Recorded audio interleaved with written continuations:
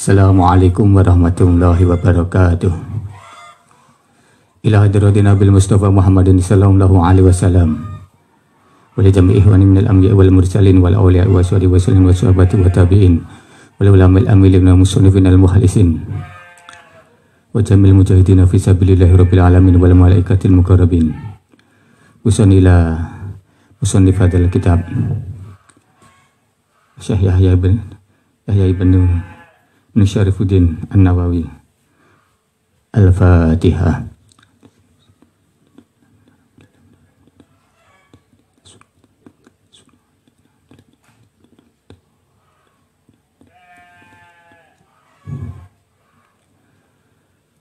Alhamdulillah, pada kesempatan hari ini kita akan lanjutkan kajian kita pada Ramadan tahun ini. Pada kesempatan hari ini yaitu kita akan mempelajari bersama-sama hadis yang ke-35. Hadis yang ke-35. Allahumma sholli ala sayyidina Muhammad. Qala musannifu rahimakumullah wa nafa'ana bihi wa bi ulumihi fi dharaini amin. Al hadisu utawi hadis al khamisu kang nomor 5 Basalah sunalan 30. Akhawatul Islami iku ing dalam nerangake persaudaraan Islam wa hukukul muslimin lan hak-hake muslim.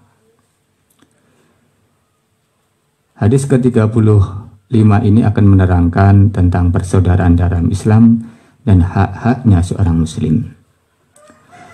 An Abi Hurairah radhiyallahu anhu, dipun riwayataken saking Abi Hurairah radhiyallahu anhu, qala dawuh sinten Abu Hurairah radhiyallahu taala anhu, qala dawuh sinten Rasulullah sallallahu alaihi wasallam, sinten Rasulullah sallallahu alaihi wasallam, pangandikanipun utawi dawuhipun Kanjeng Rasul, la tahasadu, ojo dengki sapa sira kabeh, ojo saling dengki sapa sira kabeh, atau ojo hasud sapa sira kabeh, walatana basu lan ojo bujuk sapa sira kabeh, walataba godu lan ojo podo bendu-benduan sapa sira kabeh, walatada baru lan ojo ungkur-ungkuran sapa sira kabeh, wala bai'a wala yabi lan ora kena ngedol sapa ba'dukum sapa sebagian sira kabeh ala bai'i ba'din ing ngatasé dol-dolane sebagiani, wa kunu lan ana sira kabeh iku ibadahullahi iku kawula-kawulane Allah ikhwanan kang pasduluran.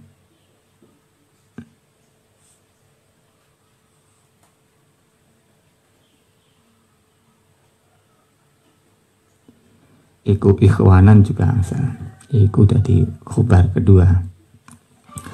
Al muslimu utawi muslim akhul muslimi iku sedulure muslim meneh. Layat limuhu ora kena nganiaya sapa muslim hu ing akhu. Walayak dibuhu lan ora kena nggoroi sapa muslim hu ing meneh akhu. Wala yakiruhu lan ora kena ngino sapa muslim hu ing akhu. At-taqwa utawi takwa iku hahuna iku ana ing dalem kene. Wa yusiru lan aweh isarah sinten Kanjeng Nabi ila sodrihi marang dodone Kanjeng Nabi salasa marotin kelawan telu pira-pira ambalan. Bihasbi mriin utawi cukupe awa-awaan minasyari saking kealanan iku ayah kira iku yen to ngino sapa imri akhahu ing sedulure imri al muslima kang muslim. Kullu muslimi utawi saben-saben muslim alal muslimi ing atase muslim iku haramun iku haram apa dimauhu apa getihe muslim wa maluhu lan bondone muslim, wa irduhu lan kapirwane kepribadiane muslim.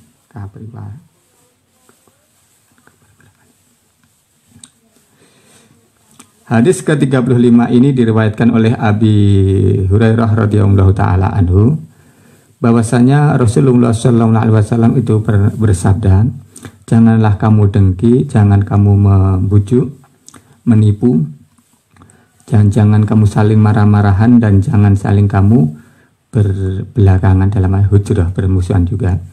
Dan janganlah sebagian dari kamu itu menjual atas jualannya sebagian di antara kamu, dan jadilah kamu itu ibadah hamba-hambanya Allah yang bersaudara. Al-muslimu akhul muslim, sesama muslim itu saling bersaudara, tidak boleh saling menganiaya, dan berdusta, dan tidak boleh menghina. Takwa itu adanya di sini. Rasulullah SAW itu memberi syarat kepada menunjuk pada dadanya 3 kali. Cukup untuk mengetahui keburukan seseorang itu apabila dia menghina saudaranya yang muslim. Setiap muslim terhadap muslim yang lain itu haram darahnya, hartanya, dan kepribadiannya. Rawahung riwayataken hadis sapa Muslim, sapa Imam Muslim fi Kitabil Bari Wasulah. Biri Wasulah. Babu takhrimi dhanni wa tajusi wa tanafusi. Hadis ke 2564. Layak syuru Rasulullah al-Karim bitakhidil ukhuwatil islamiyah ala raf'iha kasyair. Rasulullah sallallahu alaihi wasallam itu tidak hanya menguatkan persaudaraan dalam Islam itu sebatas slogan saja. Bahkan Rasulullah sallallahu alaihi wasallam, tetapi Rasulullah sallallahu alaihi wasallam itu memerintah dan melarang dan menjadikan persaudaraan muslim sesama muslim itu hakikat yang harus tercapai, yang harus dilakukan oleh afrodil mujtama'il muslim, oleh setiap individu di dalam kemasyarakatan muslim. Wa hadzal hadits yastamilu ala ahkamil katsirah wa faid adimah li bulughi hadzal bughayah al-islamiyah. Dan hadis ini mengandung terhadap hukum-hukum yang banyak, faidah-faidah yang agung di dalam memperoleh tujuan dari Islam yang tadi.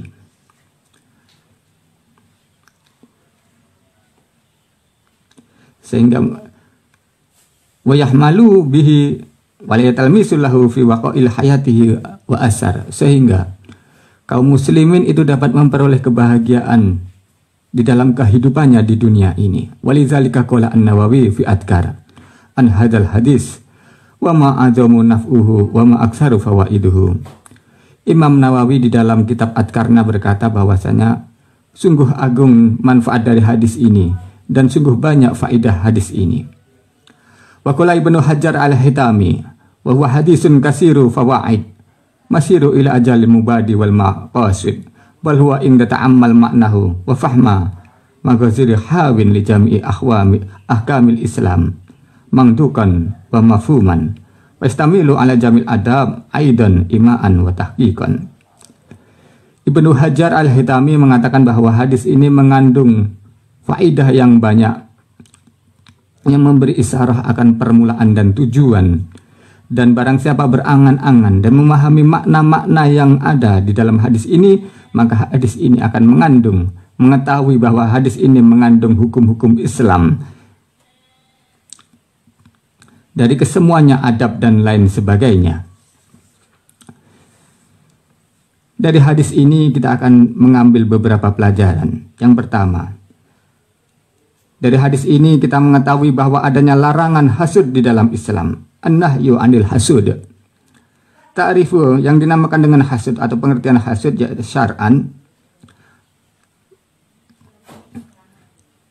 tamanu zawalil ni'mati al-mahsud, yaitu berangan-angan hilangnya nikmat pada orang yang dihasuti atau yang didengkeni.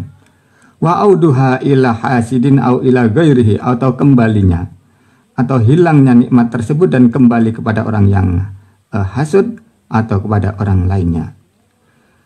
Dan hasud ini adalah akhlak yang tercela dikarenakan insan, dikarenakan dia akan sangat sengit sekali apabila ia dikalahkan oleh orang lain di dalam keutamaannya. Adapun hikmah dilarangnya hasud ini adalah annahu i'tiradullahi ta'ala wa ma'ana dihatihi. Dikarenakan hasud ini adalah menentang akan kekuasaan Allah, menentang akan kehendak Allah Ta'ala. Khaisu an amma ala ghairihi ma'a muhawalatihi naqasu fa'ala fi'lihi ta'ala. Sekiranya Allah Ta'ala itu memberi nikmat kepada selainnya dan dia berharap nikmat itu hilang darinya, ataupun dia berusaha untuk mengurangi pekerjaannya Allah, apa yang dikerjakan oleh Allah Ta'ala, dan menghilangkan anugerah Allah Ta'ala yang telah diberikan kepada orang lain. Dan jelas hukumnya hasud ini adalah haram. Ajma'u an-nasu minal masyri'in wa ghairihim ala tahrimil hasud. Dan para manusia itu adalah sepakat bahwasanya hasud ini hukumnya haram. Pelajaran yang kedua yang dapat kita ambil dari hadis ini yaitu nahyu anil tajusi.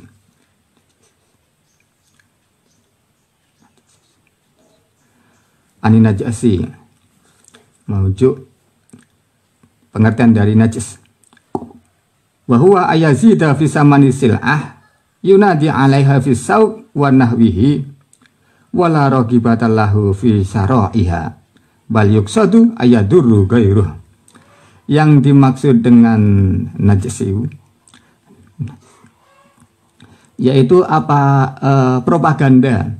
propaganda di dalam harga dagangan yang digembor-gemborkan di pasar ataupun selainnya pasar, yang tujuannya dia tidak mempunyai tujuan untuk membeli, tapi tujuannya itu adalah membahayakan terhadap orang lain atau menipu orang lain. Wa hukmu haramun ijma'an 'alal 'alimi bin nahi. Hukum najasu ini adalah haram sesuai dengan ijma' bagi orang-orang yang mengetahui keharamannya. Sawaun kana bimuwatai ba'i amla, baik najasunya itu berasal dari ba'i atau penjualnya maupun dari orang lain. Karena di sini ini mengandung unsur penipuan. Wa amal hukmu aqdi bai'i ma'a najasi faqad ikhtalafa fihi al ulama'u faminhum man qala innahu fasid wa huwa riwayatun an Ahmad ikhtarahu ta'ifatun min ashabi. Adapun hukum jual beli yang disertai dengan najis itu, para ulama ini berbeda pendapat. Sebagian mereka berpendapat bahwa hukum jual belinya ini adalah fasid atau rusak. Dan ini adalah termasuk riwayatnya Imam Ahmad dan dipilih oleh sebagian segolongan ulama dari ashabnya.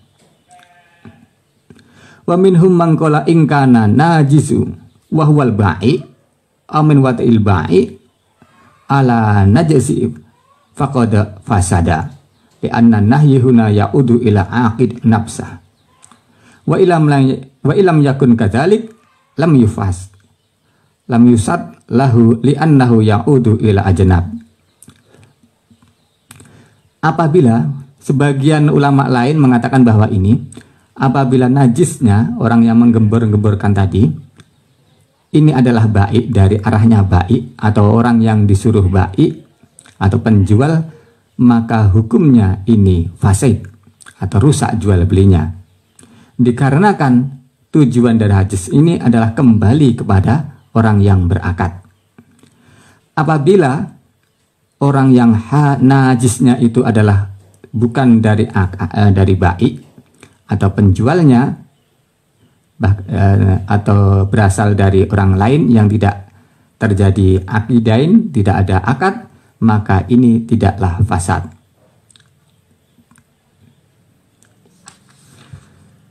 Pelajaran yang selanjutnya yang dapat kita ambil dari hadis ini yaitu larangan anitabagut. Anitabagut saling marah-marahan, bendu-benduan.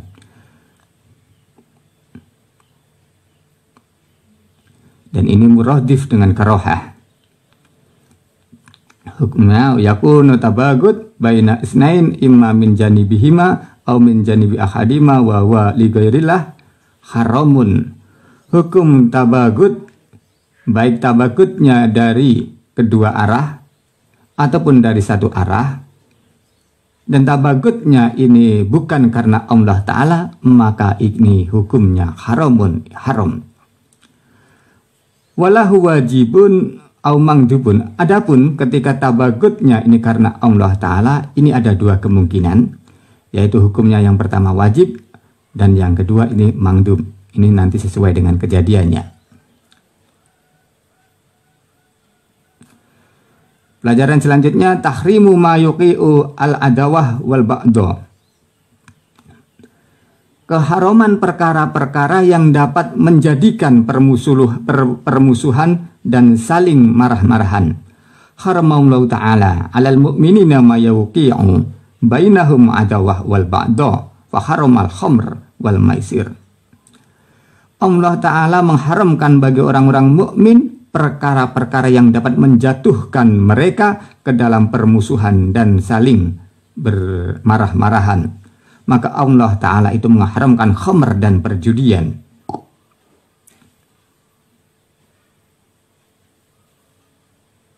Wa haramallahu al-masi'a bin namimah lima fi min iqa'il adawah wal ba'da wa rakhasa fi kadzab fil kadbi fi islahi bainan nas wa ragiba fil islah wa nudif al farq. Selanjutnya Allah juga mengharamkan namimah. Namimah dikarenakan namimah itu mengandung atau menjatuhkan seseorang di dalam permusuhan dan permarah-marahan. Selanjutnya Allah Ta'ala itu memberikan keringanan berbohong di dalam memperbaiki hubungan dua manusia. Ini diperingan hukumnya.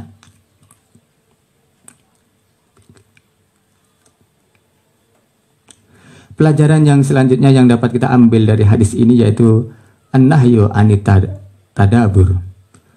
Larangan untuk tadabur. Yes, permusuhan mana ini?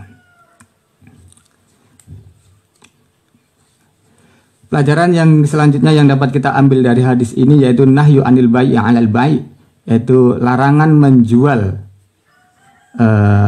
menjual dagangan orang lain di atas jualan orang lain. Artinya gini. Wa qad warada an-nahyu an akasir min al-hadis fa fil Bukhari Muslim an Abi Hurairah la bai'al mu'minin ala bai'i akhi. Tidak diperbolehkan seseorang itu menjual.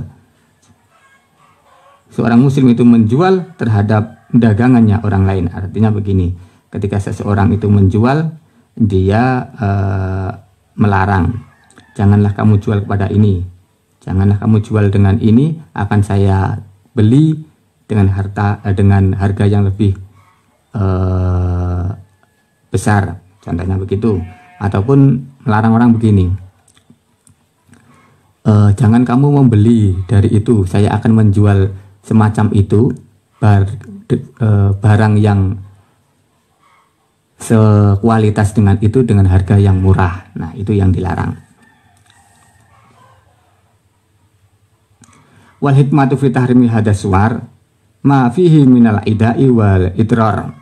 Adapun hikmah di dalam keharaman bai'u 'alal bai' il muslim itu di dalamnya, karena di dalamnya itu mengandung menyakiti atau membahayakan terhadap muslim yang lain.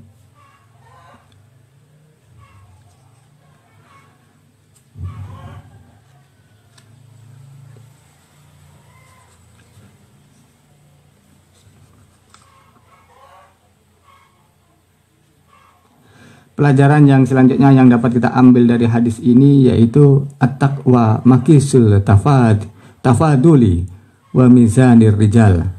Takwa itu merupakan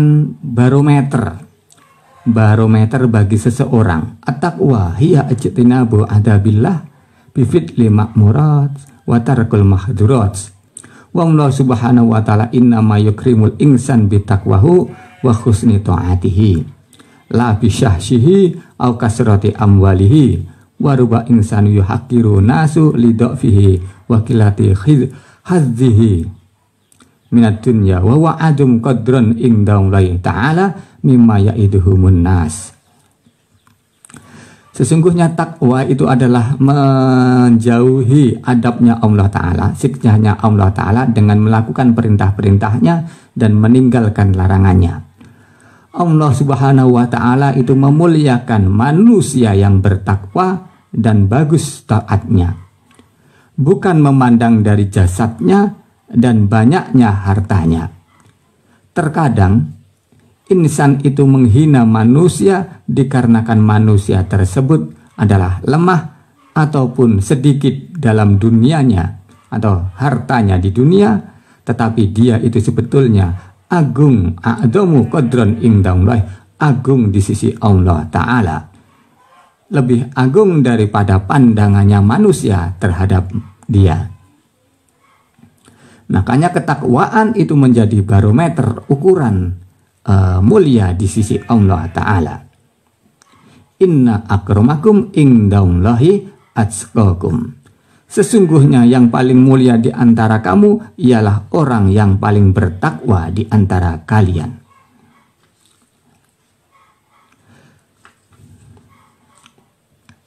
Dan hadis ini yufidul hadis anal Islam laisa aqidah wal ibadah fahasb, bal huwa akhlaq wa muamalah aidan.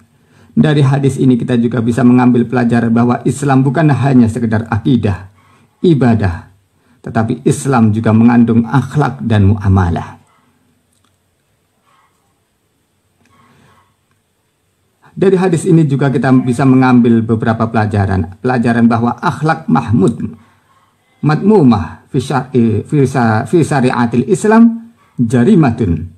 Bahwa sesungguhnya akhlak yang tercela, yang buruk di dalam syariat Islam itu merupakan kejahatan. An-niyatu wal amal hiya maqisul daqiqi alladhi yuzanu lahu bihi ibadahu. Niat dan amal ini adalah sebagai barometer dalam Allah Ta'ala menimbang hamba-hambanya. Dan juga dari hadis ini ditunjukkan bahwa al-qalbu huwa mambi'u khasyatillah, bahwa hati itu adalah sumber takut kepada Allah Ta'ala. Inilah mungkin pelajaran yang dapat kita ambil dari hadis yang ke-35. Kita lanjutkan ke hadis yang 36. Al-hadis utawi hadis as-hadisu kang nomor 6 wasalasuna lan 30. Jawami'ul khair iku ing dalam nerangake kumpule kebagusan. An Abi Hurairah radhiyallahu anhu, dipun riwayataken saking Abi Hurairah radhiyallahu anhu, anin Nabi sallallahu alaihi wasallam, saking Kanjeng Nabi sallallahu alaihi wasallam, man nafasa, man utawi sapane wong nafasa iku benggangake, bungahake, an mukminin saking mukmin, kurbatan ing dalam kesusahan, kurbatan ing sak kesusahan, min kurbi dunya saking kesusahan dunya, nafasa mongko benggangake, nglonggarake sapa Allah anhu saking mukmin, kurbatan ing sak kurbatan ing kesusahan, min kurbi yaumil qiyamah saking kesusahan dina kiamah. Waman utawi sapane sapane wong ya sarro iku gampangake sapa man alamuk sirin ing atase wong kang kangelan, ya sarro mongko gampangake sinten Allah alaihi ing atase man fid dunya ing dalam dunya wal akhirah lan ing akhirah. Wa Allahu tawi Gusti Allah iku fi aunil abdi iku ing dalem mitulungi kaulane, makana selagine ana sapa al abdu sapa kaula iku fi auni akhihi iku ing dalem nulungi sedulure abden. Waman utawi sapane wong salaka iku ngambah sapa man torikon ing dalan, yal tamisu kang gepok fihi ing dalem torik, ilman ing ilman syahala mongko gampangake sinten Allah lahu marang man bi kelawan torikon gampangake torikon ing dalan ilal janati marang swarga. Wa majtama'a lan ora kumpul sapa kaumun fi baitin ing dalem bait omah min buyutillahi saking pira-pira omahe Allah.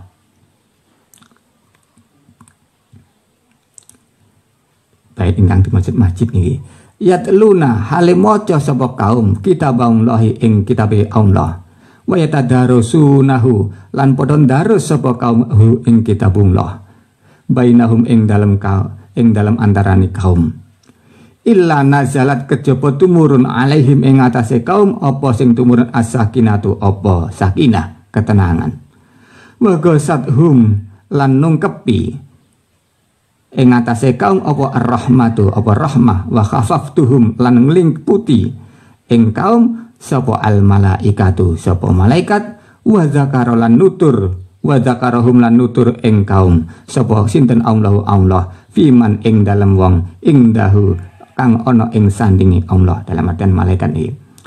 Wa man utawi sapane wong batoah iku kendo bihi kelawan man apa sing kendo.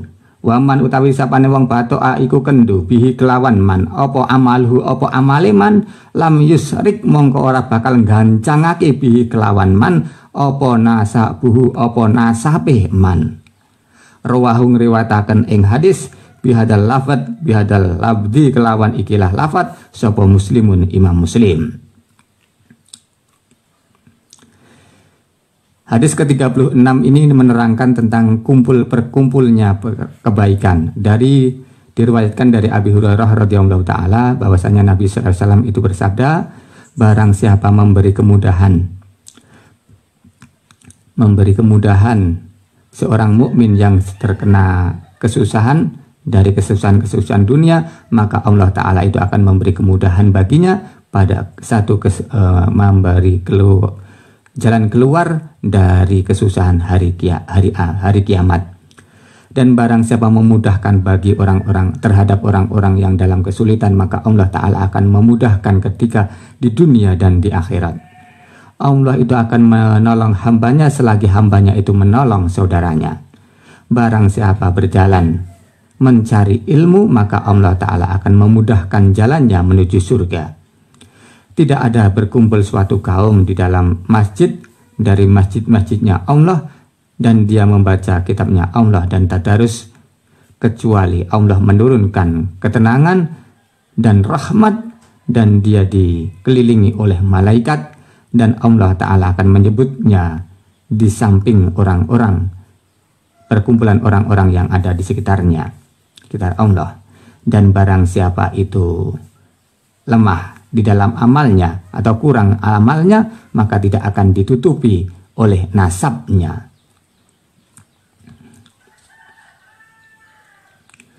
Hadis ini diriwayatkan Muslim di dalam kitab Dzikir wa Du'a wa Taubah wal Istighfar bab fadli ijtima' ala tilawatil Qur'an wa ala dzikri. Hadis ke 2699.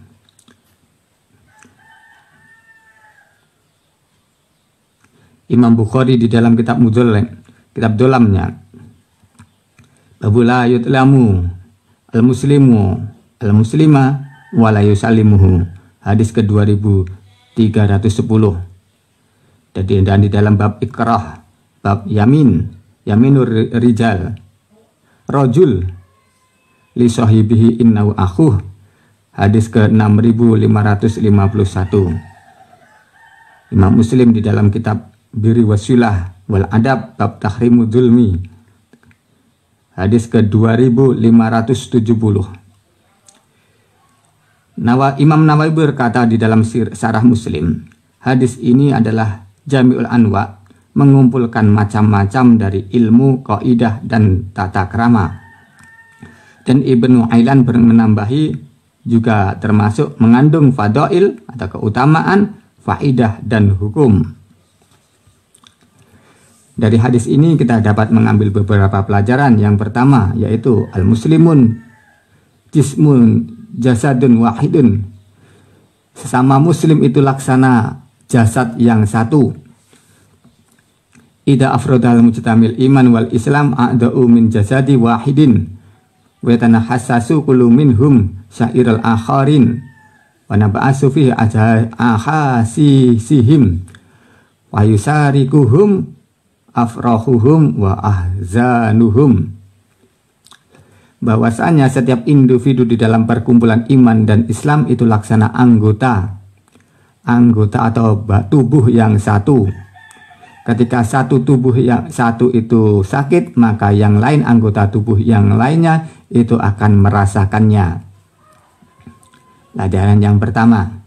Pelajaran yang kedua, berbudunya adidah wa tariku tanafusuhum mutana'atun.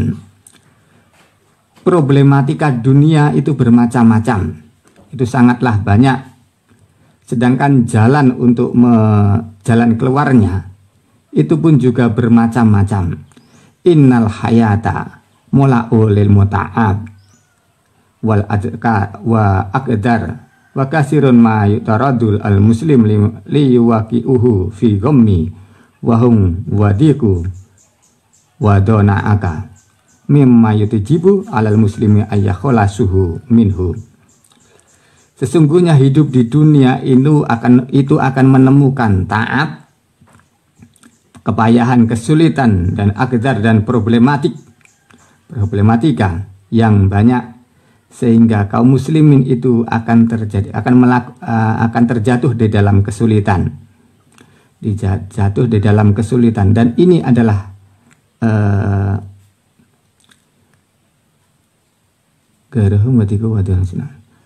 dan jalan keluarnya dari kesulitan itu pun juga bermacam-macam. Di antaranya cara muslim untuk mengeluarkan saudaranya dari kesulitan itu pun bermacam-macam. Contohnya yaitu nasratuhu wa tahlisu minadzulmi, yaitu menolong dari kezaliman. Yang kedua tahlisu minal asrar, yaitu membebaskan dari ketawanan. Ifraduhu al mala ini tajwa ilal mal, memberi hutangan apabila saudara sesama muslim itu membutuhkan. Nah, ini sing rada angel kadang niku. Dijalik utangnya angel, disilai utang angel, rekor-rekoran di duit.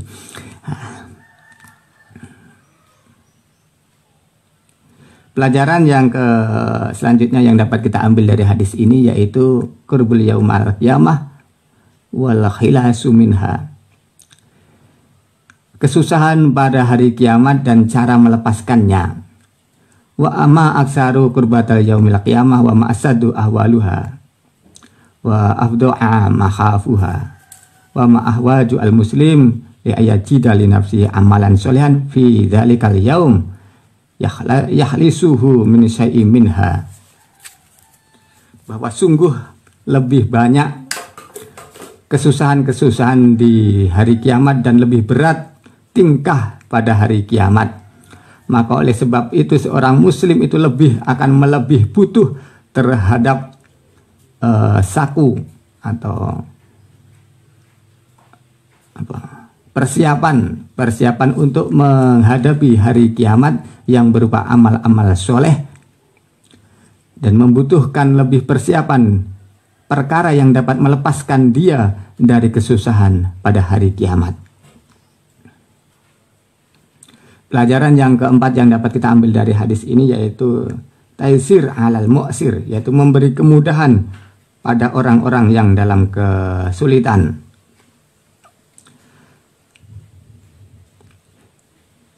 Pelajaran yang selanjutnya yang dapat kita ambil tamadihil fadhi fi taati wal imtisal, keteladanan di dalam taat dan patuh.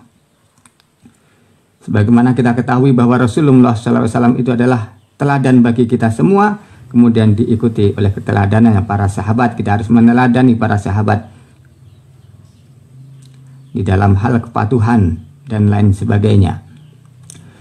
Pelajaran yang selanjutnya yaitu pelajaran yang dapat kita ambil dari hadis ini, satrul muslim, kita harus menutupi aibnya seorang muslim. Laqad kasurat nususu ala hasu ala satril muslim wa tajiru min tababu'i auratihi. Sudah banyak nas-nas yang membahas tentang menutupi aibnya seorang muslim dan memperingatkan jangan sampai kita menjual aibnya sesama muslim. Malah tinggal gosip, bahan gosip yang saat ini. Zaman saat ini aib sama muslim dados niki dagangan. Semakin beritanya gosip semakin santer, semakin laku. Beritanya.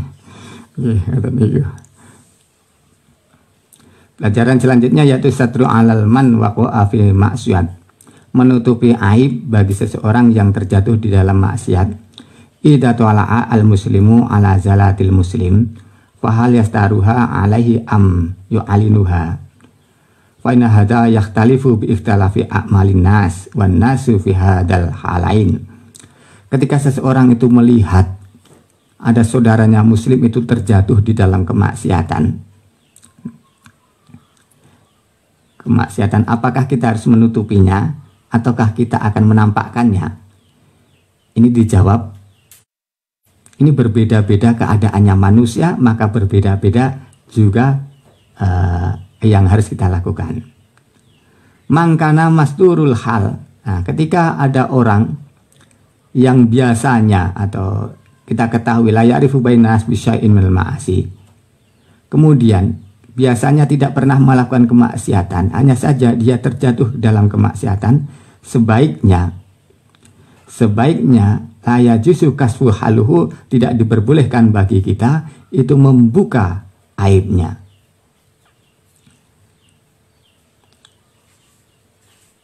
Dikarenakan li'anna dzalika ghibah muharramah, dikarenakan ini termasuk ghibah yang diharamkan. Sedangkan mangkana mustahiron bil maksiat, ketika yang berbuat maksiat itu sudah masyhur, dia itu orang yang sering berbuat maksiat, maka ini kita tidak ya boleh untuk menyebarkan atau membuka aibnya. Ini sebagai peringatan kepada dia. Wala ghaibah lahu, dan ini bukanlah termasuk ghibah. Ini sebagai peringatan bagi dia agar dia mau berhenti dari kemaksiatan.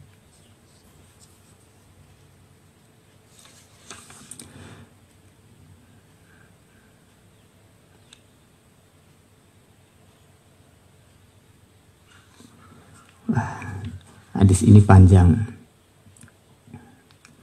Pelajaran yang selanjutnya yang dapat kita ambil dari hadis ini yaitu ta'awanu bainal muslim wa awanu azza wa jalla lahum, yaitu saling tolong menolong di antara muslim dan pertolongan Allah Ta'ala itu tergantung dari pertolongan manusia kepada saudaranya yang seperti tadi. Pelajaran yang selanjutnya yang dapat kita ambil, kita ringkas saja. Al-qudwatu al-hasanatu wassalafus sholih. Kita harus ikut atau meniru kebaikan dari para ulama-ulama salaf yang sholih. Sebagaimana kita ketahui bahwa Rasulullah SAW itu adalah qudwah al-hasanah, yaitu tuntunan yang baik bagi kita. Kemudian Allah Ta'ala itu mewariskan ilmu-ilmu itu kepada para ulama. Makanya kita harus selalu berpegang teguh kepada ulama dan kita meneladani para ulama. Pelajaran yang selanjutnya yaitu Thariqul Jannah, jalan menuju surga. Innal Islam sartun najah indallahi azza wa jalla wal islamu la yakumu wa la yakunu illa bil ilmi. Islam itu syarat mendapatkan keselamatan dari Allah Ta'ala. Dan Islam ini tidak akan bisa berdiri tegak kecuali dengan ilmu. Fala tariqa ila ma'rifatillahi wal wusulu ilahi illa bil ilmi. Maka tidak ada jalan untuk mengetahui Allah Ta'ala, mengenal Allah Ta'ala dan wusul kepada Allah Ta'ala kecuali dengan ilmu. Fahwalladzi yadullu ala Allah Ta'ala, karena ilmu itu adalah perkara yang menunjukkan kepada Allah Subhanahu wa Ta'ala, wa aqrabut thariq, dan lebih pendek-pendeknya, lebih mendekatkan diri seseorang kepada jalannya Allah Ta'ala. Faman salaka tariqahu walam wajum'inhu ballagha ghayatal maqsudah. Dan barang siapa berjalan pada jalannya ilmu dan tidak membelok, maka dia akan sampai pada tujuannya, yaitu Allah Ta'ala. Pelajaran yang selanjutnya yang dapat kita ambil dari hadis ini yaitu tempatnya ilmu di dalam Islam. Wala makana ilmu tariqul jannah kana lahu fil Islam makanan wasa'an. Ketika ilmu itu jalan menuju surga, maka di dalam Islam ilmu itu mempunyai kedudukan yang istimewa. Wa kana lil ulama manzilatan. Wa kana lil ulama manzilatun indallahi tabaraka wa ta'ala tuqaribu manzilatal anbiya. Oleh sebab itu orang-orang yang mempunyai ilmu, dalam hal ini adalah ulama, itu mempunyai kedudukan yang tinggi di sisi Allah Ta'ala sebagaimana dekatnya para anbiya. Kedudukan yang dekat sebagaimana dekatnya para anbiya.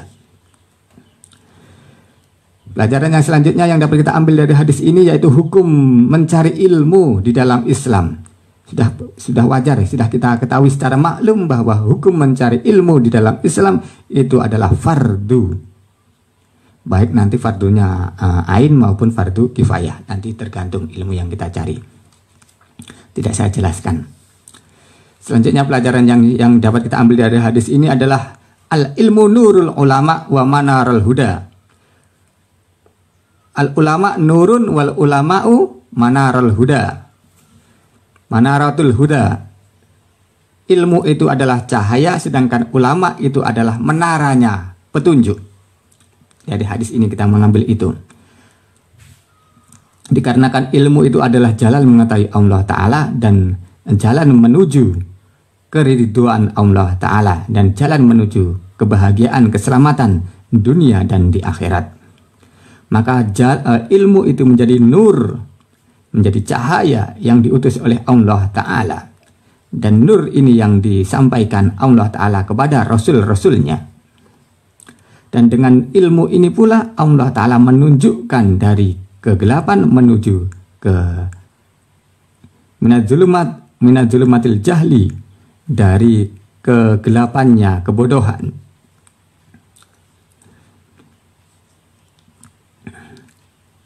Dan pemegang ilmu yaitu para ulama. Makanya di dalam sebuah hadis dikatakan al ulama'u warisatul anbiya. Ulama itu adalah pewaris dari para nabi, karena nabi itu tidak meninggalkan harta benda, tetapi yang diwariskan adalah ilmu. Oleh sebab itu Rasulullah SAW itu sering mengajarkan kepada sahabat-sahabatnya sebuah doa untuk menambah ilmu. Qul rabbi zidni ilma. Qul rabbi zidni ilma. Rabbi zidni ilma. Ini menunjukkan bahwa muslim itu tidak boleh berhenti pada batas di dalam ilmu. Tidak boleh puas di dalam ilmu, tetapi ilmu itu harus kita cari setinggi-tingginya. Tidak ada batas di dalam mencari ilmu. Barang siapa sudah wis rumangsa pinter berarti dheweke goblok. Ngoten.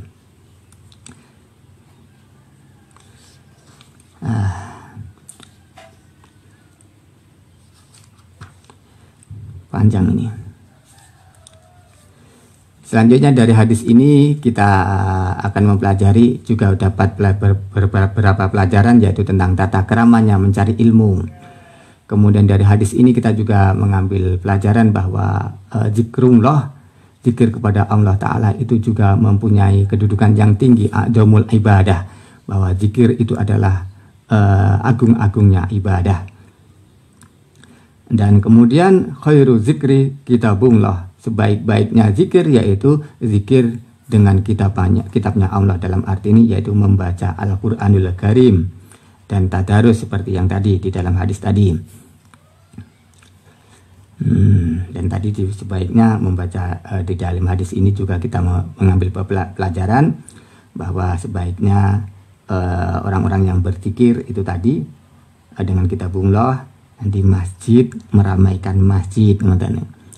Makanya nurun alan nur, dikatakan bahwa nur di atas nur, cahaya di atas cahaya.